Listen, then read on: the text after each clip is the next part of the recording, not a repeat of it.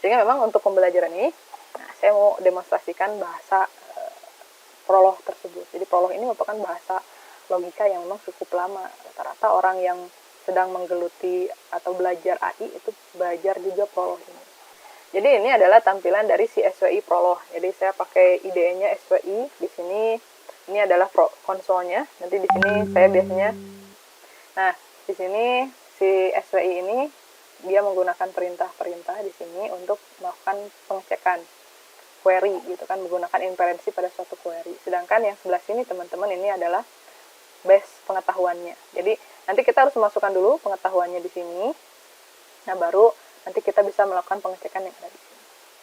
Nah, base pengetahuannya ini bisa kita banyak bikinnya. Contohnya di sini saya udah punya beberapa. Contohnya ini ada base pengetahuan 1. Ini PL itu Prolog ya.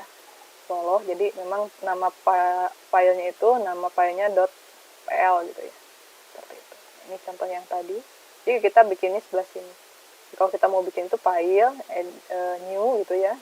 Nanti kita diminta untuk memasukkan nama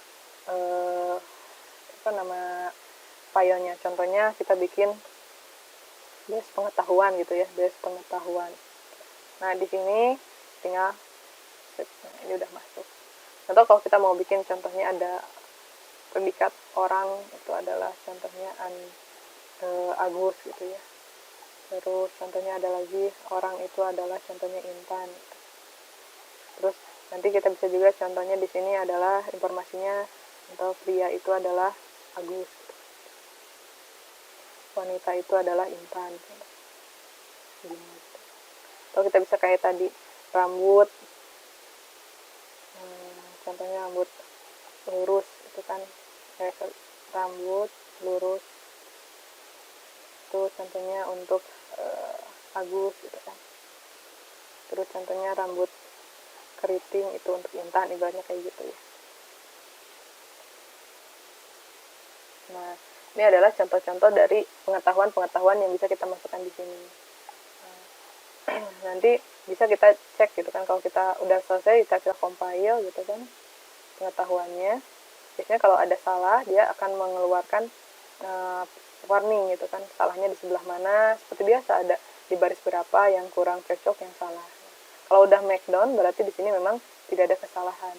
Nah, untuk cara menggunakannya nanti kita bikin query-query yang akan kita inferensi di sebelah sini di konsolnya. Contoh di sini. Nah, saya panggil dulu ya base pengetahuannya. Bisa dipanggil seperti ini atau bisa kita buat filenya kayak ini, konsul. Kita cari tadi, oh ini base pengetahuan. Kayak gini. Kita tarik contohnya base pengetahuan. Atau bisa langsung kita panggil seperti ini juga bisa, tidak harus panggil fungsionis. Nah, terus berarti dia udah siap pengetahuannya kita gunakan. Kita bisa ngecek nih. Contohnya, saya ngecek apakah Agus itu pria. Saya bikin pernyataan Agus itu adalah seorang pria. Oke, terus kenapa? Karena dia nanti menginferensi mencari yang ada di sini. Apakah benar nggak Agus itu adalah seorang pria?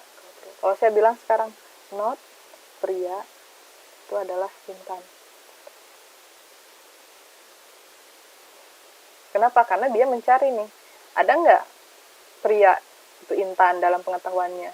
Karena di dalam pengetahuannya itu tidak ada Intan yang berpredikat pria, maka dengan adanya not ini, kan ini dia bernilai false ya. Dengan ada not ini dia balik menjadi nilai true.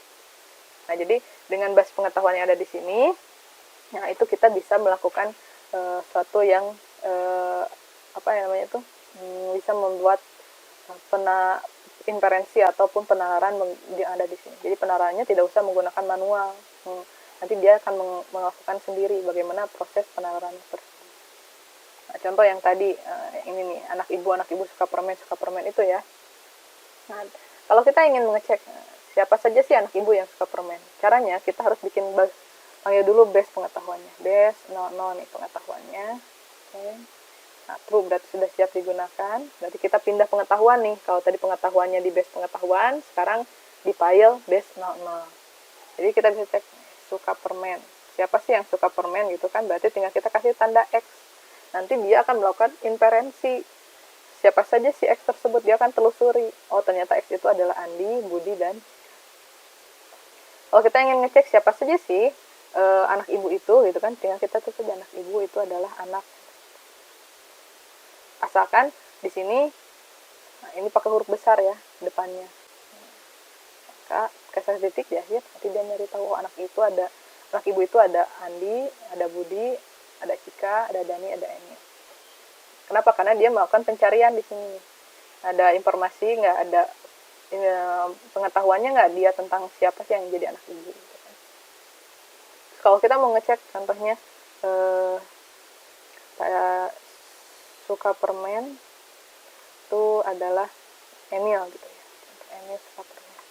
Nah, maka dia akan bilang false. Kenapa? Karena dia mencari di sini tidak ada yang memiliki predikat suka permen, di dalamnya ada Emil atau objek yang dibicarakannya adalah Emil, sehingga di sini dia nilainya false.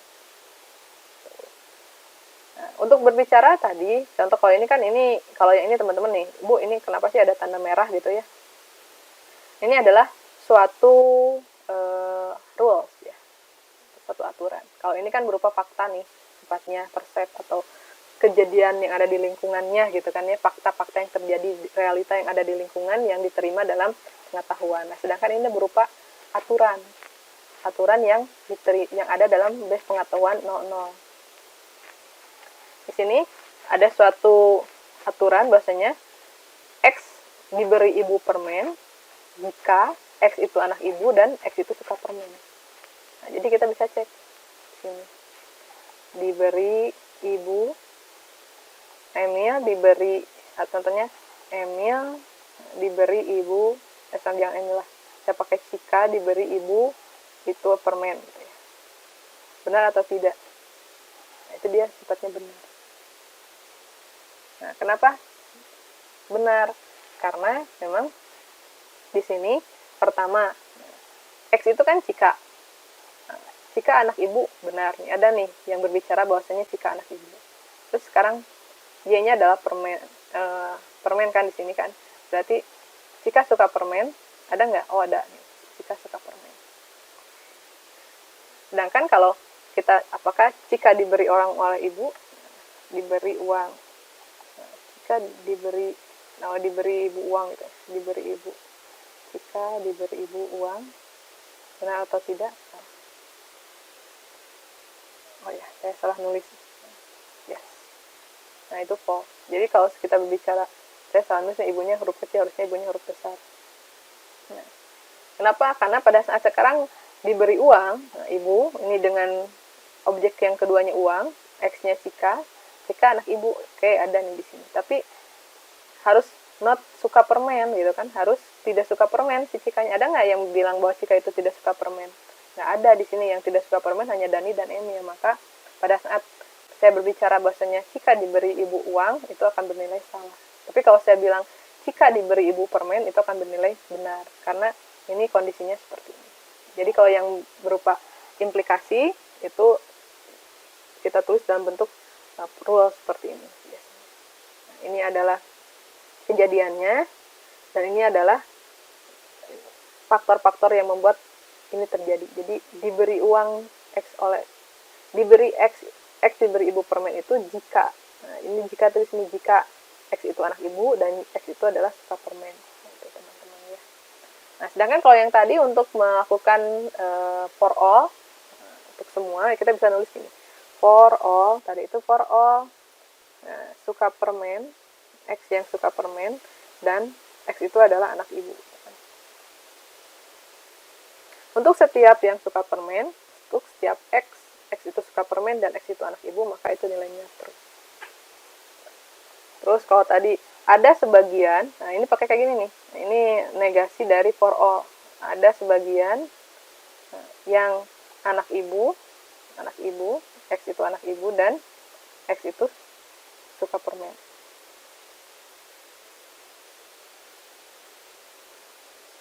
Nah, itu juga true. Nah, itu yang tadi ya. Yang tadi kita bicarakan. Terus inferensinya seperti apa? Tinggal kita pasti perintah trace. Ini for all suka permen itu. X itu suka permen. X adalah orang yang suka permen dan X itu adalah anak ibu. Kita berbicara tentang X yang suka permen dan X itu adalah anak ibu. Maka di sini kita akan tracing. Nah, pertama kita akan bikin satu inferensi, mencari siapa sih yang suka permen gitu kan. Maka dia akan mencari dulu nih dalam knowledge base-nya, itu siapa sih yang suka permen. Dapatlah satu, bahwasanya yang suka permen itu adalah Andi. Terus dia nanti cek apakah Andi itu anak ibu. Ya. Maka lanjut lagi, ada lagi yang suka permen, ada siapa? Budi. Nanti dia cek apakah Budi itu anak ibu. Ya. Nah, jadi kalau ada call itu teman-teman, nih call, dia mencari, dia memberikan perintah pada aplikasi ini ya untuk mencari pernyataan. Ada nggak yang bilang atau ada nggak sih satu pernyataan yang berbicara ini gitu?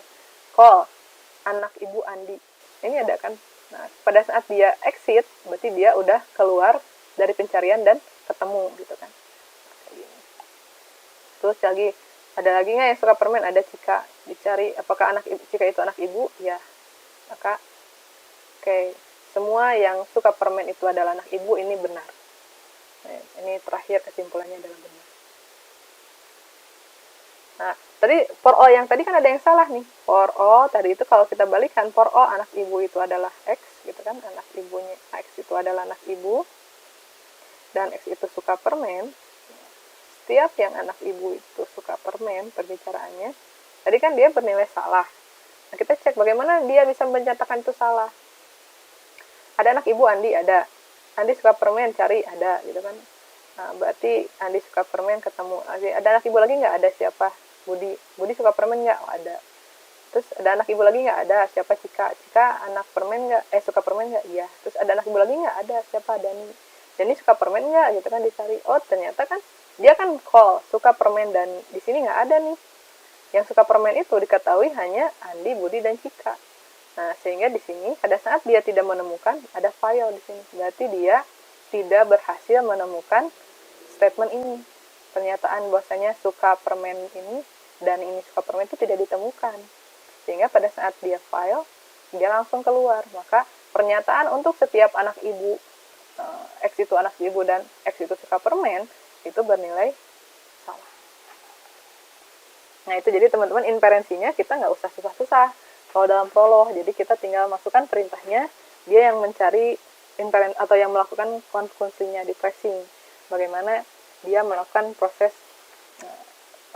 pencarian tersebut.